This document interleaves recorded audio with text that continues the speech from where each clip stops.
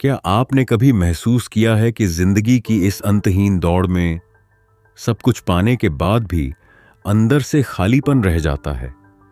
एक गुरु और उसके शिष्य की यह कहानी आपको बताएगी क्यों मौन ही सबसे बड़ा ज्ञान है। हम अपने आप को वही रास्ते पर खड़ा ही पाते हैं जहां से हमने इसकी शुरुआत की थी। हालांकि यह सच जानकर भी लोगों को कोई फर्क नहीं पड़ता। वह तो इस रेस में, इस दौड़ में जितना चाहते हैं, वह अपने आप को श्रेष्ठ साबित करना चाहते हैं। जब कोई उनसे पूछता है कि तुमने अपने जीवन में क्या हासिल किया, तब हम अपना बखान करने से कभी पीछे नहीं हटते। हम इसका जवाब कुछ इस तरह से देते हैं कि हमने अपने जीवन में यह हासिल किया, मैंने अपने जीवन में वह हासिल किया, मैंने इस मुकाम को पाया है, मैंने इतने वर्षों की तपस्या के बाद इस पौधे को हासिल किया है। लेकिन इस बात का असली मतलब केवल वही समझा सकता है जिसने यह सब कुछ पाने के चक्कर में अपने समय को गंवा दिया। और अभी भी वह इस दौड़ में दौड़ रहा है क्योंकि उसे अपनी मंजिल अभी तक नहीं मिली। वह इस अनंत रास्ते की आखिरी छोर तक पहुंचना चाहता है, लेकिन जब वह पीछे मुड़कर देखता है तो वह अपने आप को इस रास्ते पर अकेला खड़ा महसूस कर पाता है। और यही हम सबके साथ भी होगा। हम सब भी इससे बच नहीं सकते। लेकिन जो समय से पहले अपने आप को जान पाते हैं, जो अपने आप को समझ पाते हैं, वह इस अनंत यात्रा को पहले ही देख लेते हैं, समझ जाते हैं। वह अपनी हर गलतियों को सुधारने का प्रयास कर पाते हैं। लेकिन जिन्हें यह नहीं पता कि वह कहां जा रहे हैं और उनकी यात्रा कब खत्म होगी, वे लोग इस दौड़ में केवल दौड़ते ही चले जाते हैं। इसे और अच्छे से समझा के लिए आज की जो कहानी मैं आप सभी के लिए लेकर आया हूं, इस कहानी के माध्यम से आप यह समझ सकेंगे कि हम इस अनंत यात्रा को कैसे समाप्त कर सकते हैं और ऐसी क्या चीज है जिसे हम अपने जीवन में उतारकर अपने आप को समझ सकते हैं, पहचान सकते हैं, जिससे हम अपने जीवन की सभी समस्याओं का समाधान कर सकते हैं। एक समय की बात है, किसी नगरी के एक पहाड़ पर एक गुरु रहा करते थे। उन गुरु की ख्याति दूर दूर तक फैली हुई थी। वह गुरु बहुत ही ज्ञानी थे, लेकिन उन्होंने अपने पूरे जीवन काल में कभी किसी को अपना शिष्य नहीं बनाया। उनके पास अनेक लोग आते और उनसे कहते कि हमें अपना शिष्य बना ले, लेकिन वह कभी किसी को अपना शिष्य नहीं बनाते और वहां से उन्हें भगा देते। इसी तरह से समय बीतता गया। समय के साथ साथ अब युवा गुरु धीरे धीरे वृद्ध हो चुके थे। अब उनकी रोजमर्रा के कामों में भी उन्हें तकलीफ होने लगी थी। तब उनके मन में यह ख्याल उत्पन्न हुआ कि यदि मैंने अपने जीवन में किसी को अपना शिष्य बना लिया होता तो आज वह शिष्य मेरी कुछ तो मदद अवश्य कर देता। लेकिन उस वक्त मैंने किसी को अपना शिष्य नहीं बनाया और अब मेरे पास कोई भी यह तक कहने नहीं आता कि है गुरुवर मुझे अपना शिष्य बना ले, क्योंकि अब उनका शिष्य कोई नहीं बनना चाहता था। सभी को यही लगता था कि वह तो पागल है और कौन उस पागल का शिष्य बनना चाहेगा। वह सभी को भगा देता है, किसी को भी अपने पास रहने नहीं देता। तभी एक दिन एक युवक अपना बोरिया बिस्तर बांधे हुए उन गुरु के पास पहुंचा और उनसे कहने लगा, हे गुरुदेव, मैंने सुना है आप बहुत ज्ञानी हैं, आपकी ख्याति दूर दूर तक फैली हुई है, लेकिन आप कभी किसी को अपना शिष्य नहीं बनाते। मैं आज आपके पास यही विनती लेकर आया हूं कि कृपा करके मुझे अपना शिष्य बना लीजिए। आप जो कहेंगे मैं वह करूंगा, लेकिन मुझे केवल आपसे ही ज्ञान प्राप्त करना है। मैंने सुना है आप बहुत ज्ञानी है और इसी इच्छा से मैं यहाँ पर आया हूँ कि वह ज्ञान आप मुझे देंगे, मुझे सिखाएंगे। मैं बड़ी आस लेकर आपके पास आया हूँ। जब मैं यहाँ आ रहा था तो हर कोई मुझे यहाँ आने से मना कर रहा था। हर कोई मुझसे यही कहता था कि उनके पास ना जाओ, वह बहुत पागल है, वह किसी को अपना शिष्य नहीं बनाते। यदि तुम उनके पास जाओगी तो वह तुम्हें डांट कर भगा देंगे, लेकिन तुम्हें अपना शिष्य नहीं बनाएंगे। सभी लोग मुझे रोक रहे थे, लेकिन मुझे तो केवल आपका शिष्य बनना है। क्या आप मुझे अपना शिष्य बनाएंगे? कृपा करके ना मत कहिए। मैं आज आपके पास बड़ी आस लेकर आया हूँ। उस युवक के मुख से यह सारी बातें सुनकर वह गुरुवर उस युवक से कहते हैं, हाँ, आज से तुम मेरे शिष्य हो। मैं तुम्हें अपना शिष्य बनाता हूँ और कल से मैं तुम्हें ज्ञान भी अवश्य दूंगा। धीरे धीरे रात्रि का समय हो चुका था और उतने ऊपर उस पहाड़ी पर पानी का कोई स्रोत नहीं था। पानी लेने बहुत दूर जाना पड़ता था और शिष्य को बहुत जोरों की प्यास लग चुकी थी। वह पानी ढूंढने के लिए यहां वहां घूम रहा था, यहां वहां फिर रहा था, लेकिन उसे कहीं भी पानी नहीं मिला। और जब उन गुरुवर ने अपने उस शिष्य को पानी ढूंढता हुआ देखा तो उन्होंने कहा, बेटा, तुम्हें इस पहाड़ पर कहीं पानी नहीं मिलेगा। आज की रात तुम्हें ऐसे ही बितानी पड़ेगी। कल सुबह सुबह हम पानी के लिए निकल पड़ेंगे। उस शिष्य ने अपने और गुरुवर की बात मान ली। उसने जैसे तैसे अपनी रात वहां पर बिताई और अगले दिन सुबह सुबह वह गुरुवर और वे शिष्य पानी लेने के लिए निकल पड़े। वह दोनों एक कुएं के पास पहुंचे। शिष्य को जोरों की प्यास लगी थी। उसने कुएं से झट से पानी निकाला और फटाफट पी गया, क्योंकि उसका गला सूखा हुआ था और उसे प्यास भी बहुत जोरों की लगी थी। यह देखकर उन गुरुवर ने अपने शिष्य से कहा, मूर्ख कहीं का, मुझे भूल गया। तेरे साथ मैं भी तो प्यासा हूं, क्या मुझे पाने की कोई आवश्यक नहीं? इस पर शिष्य अपने गुरु से माफी मांगता है और कहता है, हे गुरुदेव, मुझे क्षमा कीजिए। मुझे बहुत जोरों की प्यास लगी थी, जिस कारण मुझे आपका ध्यान नहीं आया और मैंने पानी निकालकर खुद ही पहले पी लिया। लेकिन रुक जाइए, मैं अभी आपके लिए पानी लेकर आता हूं। इतना कहकर उस शिष्य ने एक बार फिर से कुएं से पानी निकाला और गुरुवर को पिलाया। उसके बाद वह शिष्य अपने गुरु से कहता है, हे गुरुवर, आपने कहा था कि आप मुझे कल से ज्ञान देंगे, आप मुझे कल से सिखाएंगे। तभी वह गुरुवर कहते हैं, हाँ, मैंने कहा था और मुझे याद है। तभी वह गुरुवर अपने उस शिष्य को कहते हैं कि एक बार फिर से इस कुएं से पानी निकालो। शिष्य ने गुरु की आज्ञा मानी और उसने एक बार कुएं से फिर पानी निकाला। यह देख वह गुरुवर अपने उस शिष्य से कहते हैं, भंते, अब तुम ही मुझे यह बताओ कि यह पानी और वह पानी जो तुमने पिया था, इन दोनों में क्या फर्क है? इन दोनों में क्या अंतर है? शिष्य ने अपने गुरुवर की बात बड़ी ध्यानपूर्वक सुनी और उसके बाद अपने हाथ में लिया हुआ वह पानी, वह उसे घूर घूर कर देखने लगा, लेकिन उसे कुछ समझ नहीं आ रहा था। उसने कहा है, गुरुवर, ये पानी और वह पानी, इन दोनों में क्या फर्क है? इसे बताने के लिए तो मुझे वह दोनों पानी एक साथ रखना होगा, लेकिन मैं तो वह पानी पी चुका हूं। अब मैं भला आपको इन दोनों के बीच का अंतर कैसे बता सकता हूं? कहीं आप मुझे मूर्ख तो नहीं बना रहे, क्योंकि पानी तो एक जैसा ही होता है। फिर भला पानी में कैसा भेद? शिष्य की यह बात सुनकर वह गुरु अपने शिष्य को बड़े ही ध्यानपूर्वक तौर से देखते हैं और फिर कहते, भंते, जब मनुष्य के भीतर किसी चीज की प्यास उत्पन्न होती है और वह अत्यंत गहरी होती है, तब मनुष्य उस प्यास को बुझाने के लिए, उसका निवारण करने के लिए अपनी पूरी ऊर्जा, अपनी पूरी ताकत लगा देता है और तब उसे केवल अपने प्यास बुझाने का वह स्रोत नजर आता है, वह वस्तु नजर आती है। इसके अलावा उसके आसपास और भी बहुत कुछ होता है, लेकिन उस पर उसका ध्यान नहीं जाता। जिस प्रकार तुम्हारा गला सूखा हुआ था और तुम्हें जोरों की प्यास लगी थी, तुमने कुएं से पानी निकाला और झट से पी गए। तुम्हें एक पल के लिए यह ख्याल नहीं आया कि साथ ही में तुम्हारे गुरु भी खड़े हैं और उन्हें भी जोरों की प्यास लगी हुई है।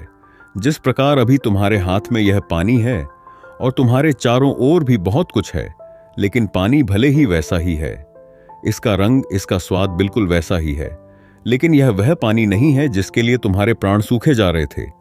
इसी कारणवश देखो, तुमने अभी भी यह पानी अपने हाथ में ही लिया हुआ है। यदि तुम्हें जोरों की प्यास लगी होती तो तुम इस पानी को भी पी गए होते, बिना किसी इंतजार के। लेकिन अब यह हो सकता है कि तुम इस पानी को फेंक दो या इसे कुएं में वापस डाल दो। इस कुएं में जितना भी पानी है, सब एक ही है। सबका रंग, सबका रूप, सबका स्वाद एक ही जैसा है, लेकिन यह तो हमारी मन की स्थिति के कारण हमें यह अलग अलग नजर आता है। अर्थात सब कुछ तुम्हारे भीतर परिवर्तन होता है, बाहर कुछ नहीं। अपने गुरु की यह बात सुनकर शिष्य बहुत खुश हुआ, उसे बड़ी प्रसन्नता हुई। आश्रम से निकलते वक्त वह अपने साथ एक पोटली लेकर निकला था। उस पोटली में उसने लेखनी रखी थी। उसने तुरंत ही वह लेखनी निकाली और गुरु के कहे शब्दों को लिखना शुरू कर दिया। यह देखकर वह गुरुवर अपने उस शिष्य से कहते हैं, भंते, ये तुम क्या कर रहे हो? इसके जवाब में शिष्य अपने गुरुवर से कहता है, गुरुवर, आपने जो कुछ भी कहा मैं उसे भूलना नहीं चाहता। ये सब मुझे सीखना है, मुझे याद करना है, जिस कारण मैं इसे लिख रहा हूं और बाद में मैं इसे याद भी कर लूंगा। तभी तो मैं ज्ञानी बन पाऊंगा, तभी तो मैं लोगों को ज्ञान बांट सकूंगा। अन्यथा यदि मैं ही आपकी बातों को भूल गया, अपने जीवन में उसे नहीं उतार पाया, तो फिर मेरा यहाँ पर आना व्यर्थ हो जाएगा। गुरु ने अपने उस शिष्य की सारी बातें ध्यानपूर्वक सुनी और उसके बाद वह अपने शिष्य से कहते हैं, भंते, यह सब तो ठीक है, लेकिन अब चलो, आश्रम चलने का वक्त हो चुका है और फिर हमें अभी भिक्षा न के लिए भी तो जाना है। इतना कहकर वह गुरु और शिष्य वापस आश्रम की ओर लौट गए और रास्ते में ही उन्होंने भिक्षा भी मांग ली। दोनों जब आश्रम पहुंचे, उस भिक्षा का लुत्फ उठाया। रात में उसे खाकर वह लोग सो गए। अगले दिन सुबह सुबह उन गुरुवर ने अपने शिष्य को जगाया और कहा, चलो हमें कुएं के पास फिर जाना है। इतना कहकर शिष्य और वह गुरुवर उस कुएं की ओर निकल पड़ते हैं। कुछ देर बाद जब वह कुएं के पास पहुंचते हैं तो गुरुवर अपने शिष्य से कहते हैं कि पानी निकालो। वह शिष्य अपने गुरुवर की आज्ञा का पालन करते हुए उस कुएं से थोड़ा पानी निकालता है। तभी वह गुरुवर अपने उस शिष्य से कहते हैं, भंते, कल जो तुमने पानी पिया था और आज जो तुमने पानी निकाला है, इन दोनों में क्या फर्क है? क्या तुम मुझे बता सकते हो? इस पर शिष्य तुरंत ही अपनी उस पोटली को निकालता है जिसमें उसने वह सारी बातें लिखी होती हैं। जब गुरु ने उसे वह सारी बातें बताई थीं कि जब मनुष्य को किसी चीज की प्यास उत्पन्न होती है तो वह उसे मिटाने की हर मुमकिन कोशिश करता है और उसके आसपास बहुत कुछ होता है, लेकिन वह उसे देख नहीं पाता। वह यह पढ़ ही रहा था कि तभी उन गुरु ने अपने उस शिष्य से कहा, मूर्ख, क्या कर रहे हो? वह शिष्य कहता है गुरुवर, जैसा कि आपने मुझे बताया था, मैं उसी ज्ञान को दोहरा रहा था और आपको आपके सवाल का जवाब देने का प्रयास कर रहा था। तभी वह गुरुवर अपने उस शिष्य से कहते हैं, मूर्ख, इस पानी को सूंघो। इस पानी में से दुर्गंध आ रही है। शिष्य ने अपने गुरु की आज्ञा मानी। उसने तुरंत ही उस पानी को सूंघ, उसमें से सचमुच बदबू आ रही थी, मानो वह पानी चुका हो। तभी वह गुरु कुएं की ओर आगे बढ़ते हैं और कुएं में झांक कर देखते हैं तो उसके अंदर एक जीव मरा पड़ा था। जैसे तैसे उन गुरुवर ने और उस शिष्य ने मिलकर उस जीव को कुएं से बाहर निकाला और उस जानवर की ओर इशारा करते हुए, और गुरुवर अपने शिष्य से कहते हैं, भंते, क्या तुम इसे देख पा रहे हो? इस पर शिष्य कहता है, हाँ गुरुवर, मैं इसे देख पा रहा हूं। तभी वह गुरुवर कहते हैं, इस पृथ्वी पर जिसने अभी जन्म लिया है उसकी मृत्यु निश्चित है। वह एक ना एक दिन मृत्यु को अवश्य प्राप्त होता है। जब एक मनुष्य जन्म लेता है तो उसका जीवन संपूर्ण होता है और मृत्यु शून्य होती है।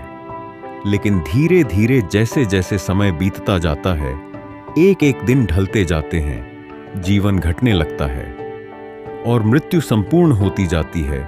किसी की भी मृत्यु यूं ही अचानक नहीं हो जाती। जब कोई भी प्राणी जन्म लेता है तो उसके जन्म से ही यह प्रक्रिया शुरू हो जाती है और अंततः हम हमारी यात्रा जन्म से मृत्यु तक अपना सफर तय कर लेती है। हाँ, यहाँ पर यह जरूर होता है कि किसी के लिए तेज प्रक्रिया होती है और किसी के लिए यह प्रक्रिया धीमी होती है, लेकिन यह प्रक्रिया सभी के लिए काम करती है और सभी को एक ना एक दिन जन्म से लेकर मृत्यु तक का यह सफर तय करना ही पड़ता है। शिष्य ने एक बार फिर से अपनी लेखनी निकाली और गुरु की इन सभी बातों को लिखना शुरू कर दिया। तभी वह गुरु हैं। क्रोधित होते हुए अब उस शिष्य से कहते हैं, चलो कुएं की ओर चलो। यह देखकर वह शिष्य घबरा जाता है और अपने उन गुरुवर से कहता है गुरुवर, मैं तो अभी जवान हूं और मैं अभी मृत्यु को प्राप्त नहीं होना चाहता, कृपा करके मुझे छोड़ दे। तभी वह गुरुवर अपने उस शिष्य से कहते हैं, बेवकूफ, मैं तुम्हें कुएं में धकेलने नहीं जा रहा। मैं तो यह कह रहा हूं कि कुएं के चारों ओर एक दीवार खड़ी कर देते हैं जिससे और कोई इस कुएं में ना गिरे, जिस किसी और को व्यर्थ अपनी जान न गंवानी पड़े। दोनों ने बड़ी मुश्किल के साथ कुछ लकड़ियां इकट्ठा की और कुएं के चारों ओर एक दीवार बना दी जिससे अब उस कुएं के अंदर कोई नहीं गिर सकता था। इतनी मेहनत करने के बाद गुरु और वह शिष्य वापस आश्रम लौट आए। धीरे धीरे ऐसे ही कई दिन बीत गए। शिष्य अब उन गुरुवर के साथ अपना अधिकांश समय बिताता था, उनका सारा काम करता था। एक दिन उसने देखा कि उसके गुरुवर बहुत प्रसन्न है।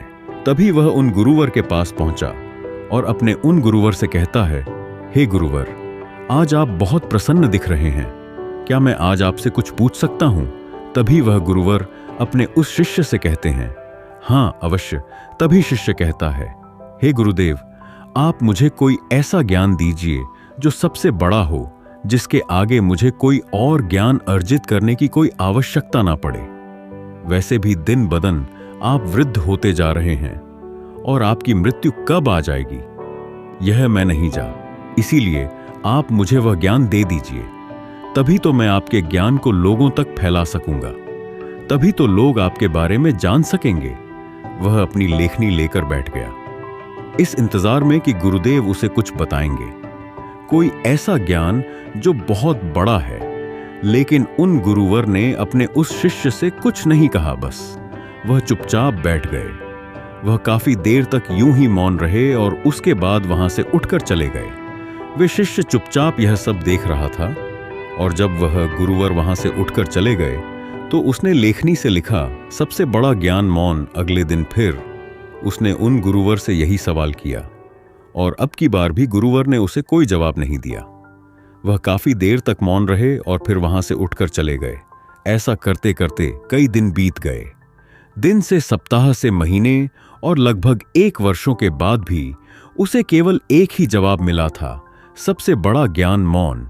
इसके अलावा उसने लेखनी से और कुछ नहीं लिखा था, क्योंकि वह गुरुवर जब भी इस सवाल को सुनते तो वह मौन हो जाते और अपने उस शिष्य से कुछ ना कहते, जिस कारण वह शिष्य भी हर रोज अपनी लेखनी से केवल एक ही बात लिखता था, सबसे बड़ा ज्ञान मौन। लेकिन अब उसके सब्र का बांध टूटा जा रहा था। एक दिन रात को उसे नींद नहीं आ रही थी। वह यहां वहां करवटें बदल रहा था। चांदनी रात थी। वह आश्रम से बाहर निकला और बाहर बैठकर यह सोचने लगा कि आखिर गुरुदेव मुझे वह सबसे बड़ा जी क्यों नहीं दे रहे? क्या वह मुझे देना नहीं चाहते, या मैं अभी इस लायक नहीं हूं कि उस ज्ञान को समझ सकूं? इस प्रकार उसके मन में हजारों सवाल चल रहे थे, हजारों तरह के विचार उत्पन्न हो रहे थे। तभी अचानक उसे एक पक्षी की आवाज सुनाई पड़ी। उसका पूरा ध्यान उस पक्षी की आवाज पर चला गया और तब उसने महसूस किया कि चारों ओर हवाएं चल रही थी। पत्तों की सरसराहट की आवाज, ठंडी हवाएं चलने की आवाज, चारों तरफ सन्नाटा छाया हुआ था। वह यह सब महसूस कर पा रहा था। उसने उस सन्नाटे की आवाज को ध्यान से महसूस किया, अपनी आंखें बंद की और बड़े ध्यान से उन आवाजों को सुनने लगा। उसका मन बिल्कुल शांत हो गया और अब तक पहली बार उसने अपने मन को इतना शांत महसूस किया था। पहली बार वह आनंदित महसूस कर रहा था। वह यह भूल चुका था कि उसे बड़े ज्ञान के बारे में अभी तक उन गुरुवर ने कुछ नहीं बताया। तभी उसने सोचा कि जो आज अनुभव मैंने प्राप्त किया है, इसे मैं अपने गुरुवर को अवश्य बताऊंगा। जिस कारण वह उस अनुभव को लिखने के लिए अपनी लेखनी निकालता है, तभी वह देखता है कि उसने अपने किताब के सारे पन्नों पर केवल एक ही बात सीखी है, सबसे बड़ा ज्ञान मौन। तभी उसे यह भी एहसास हो गया कि वह गुरुवर तो उसे सबसे बड़ा ज्ञान दे रहे थे, लेकिन वही उसे समझ नहीं पा रहा था। सबसे बड़ा ज्ञान तो यही है, लेकिन जो उसने अनुभव किया था, उस अनुभव को वह फिर से महसूस करना चाहता था, जिस कारण वह पूरी रात नहीं सोया और फिर से जाकर वहीं पर बैठ गया और रात भर उन आवाजों का अनुभव करता रहा, शांति को महसूस करता रहा। सुबह हो गई थी। वह सुबह सुबह उठकर अपने गुरुवर के पास आया। उस शिष्य के गुरु ध्यान में लीन थे। वह चुपचाप वहां पर आया, वहां बैठकर उन्हें शांति से देखता रहा। जब उन गुरुवर ने अपनी आंखें खोली तो अपने उस शिष्य को अपने सामने पाया और वो उसे देखते ही यह समझ चुके थे कि इसे मौन मिल चुका है, इसने शांति का एहसास कर लिया है। गुरु ने अपने शिष्य से कहा, भंते मौन कोई ज्ञान नहीं है, मौन ज्ञान का आधार है और यह हमें वह दिखाने में सक्षम है जिसे हम अपनी आंखों से नहीं देख पाते। बाहर चाहे कितना भी शोर हो, चाहे कितनी भी भीड़ हो, लेकिन भीतर मौन होना ही चाहिए। अपने गुरुवर के मुख से यह बात सुनकर उसने अपनी लेखनी और अपनी पुस्तक गुरु के चरणों में रख दी और उसके बाद से उसने कभी कुछ नहीं लिखा। उसने केवल वह सारी बातें महसूस की और धीरे धीरे एक दिन उसने असली ज्ञान को प्राप्त कर लिया। दोस्तों, हम भी अपने जीवन में जन्म से लेकर अपने अंतिम समय तक कुछ ना कुछ इकट्ठा करने में लगे रहते हैं। जितना कर सकते हैं उतना तो करते ही हैं, लेकिन उसके बावजूद भी हम और अधिक पाना चाहते हैं, हम और अधिक इकट्ठा करना चाहते हैं, जिससे हमारे मन में हमेशा एक अशांति रही है, जिससे हमारा मन हमेशा विचलित होता रहता है और हम कभी भी एक लक्ष्य की ओर आगे नहीं बढ़ पाते।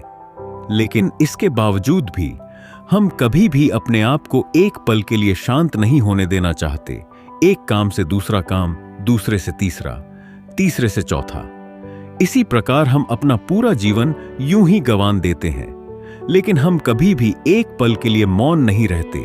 इसी कारणवश हम जीवन भर केवल भागते रहते हैं, लेकिन अपने भीतर की उस शांति का अनुभव कभी नहीं कर पाते, जिस कारण हम सब कुछ प्राप्त करके भी कुछ नहीं प्राप्त कर पाते।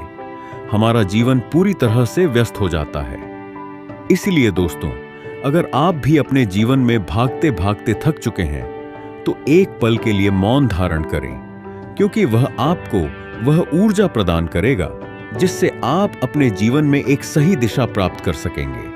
अपने भीतर झांकने का प्रयास करें। हम में से अधिकांश लोग मौन का व्रत तो अवश्य रखते होंगे, लेकिन केवल यह ऊपरी तौर पर होता है और भीतर की ओर हमारा मन बिल्कुल अशांत रहता है।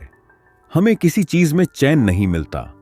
हम केवल यहां वहां भागते रहना चाहते हैं, कुछ ना कुछ इकट्ठा करना चाहते हैं, जिससे हमें कभी भी शांति नहीं मिल पाती और हम यूं ही इस जीवन के भाग दौड़ में लगे रह जाते हैं।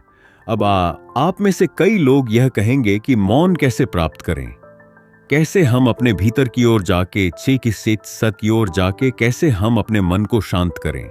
तो इसका एक बहुत ही सीधा और सरल उपाय है। ध्यान। अपने विचारों को, अपने आप को ध्यान से देखें। आप दिन भर क्या कर रहे हैं, आप कहां पर कितना समय दे रहे हैं। जब आप किसी चीज को होते हुए देख रहे हैं और आपके मन में किस प्रकार के विचार उत्पन्न कर रहा है, तब आप यह भी समझ पाएंगे कि आप कितनी व्यर्थ की बातें सोचते हैं जिनका वर्तमान से कोई संबंध नहीं है। और एक बात आप यह भी बहुत अच्छे से जानते होंगे कि आपसे बेहतर आपको कोई और नहीं चाह सकता, इसलिए आपसे बेहतर आपका और कोई परिवर्तन नहीं कर सकता। आप जैसा चाहें वैसा अपने आप को बना सकते हैं। इसलिए कोशिश करें। निरंतर कोशिश करते रहने पर आप मौन को भी अवश्य पालेंगे और अपने जीवन को एक सही दिशा और दशा देने में सक्षम हो पाएंगे।